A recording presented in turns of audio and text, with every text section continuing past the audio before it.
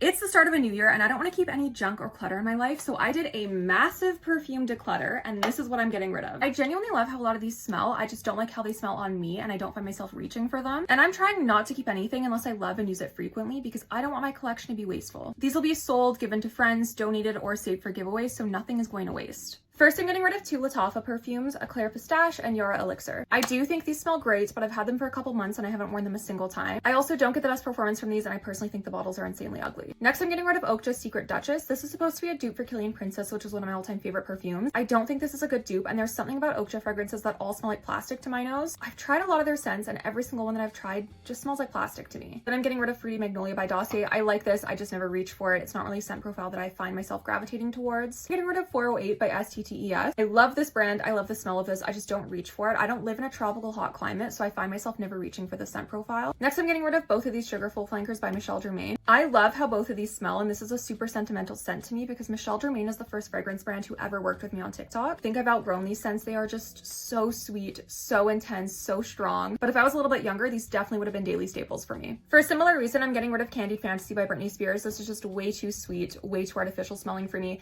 I do think it smells great, I just don't reach for the scent profile. Then I'm getting rid of Chai Apais Chai Epicy from Le Monde Gourmand. Again, a great scent, a super well done chai. It kind of smells like a gingerbread cookie to me. I love the smell of this perfume, especially for fall and winter.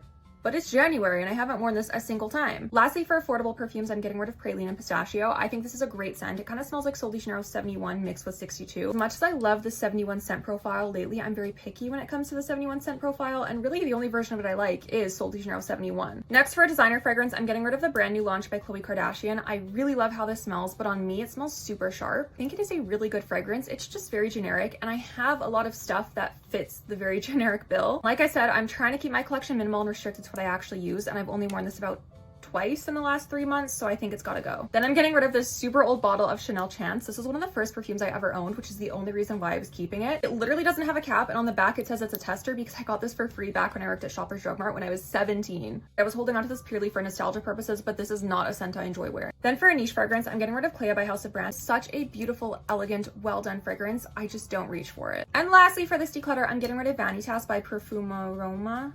I can't say this perfume, therefore I shouldn't keep it. So this is just a little bit too much for me. I am going to keep a small decant of it, but I think I'm going to end up selling this because someone else will enjoy it. I just don't. I'm really going to make a concerted effort in 2026 to keep my collection as minimal as possible and only keep the fragrances that I use and love because nobody needs hundreds of bottles of perfume on their shelf.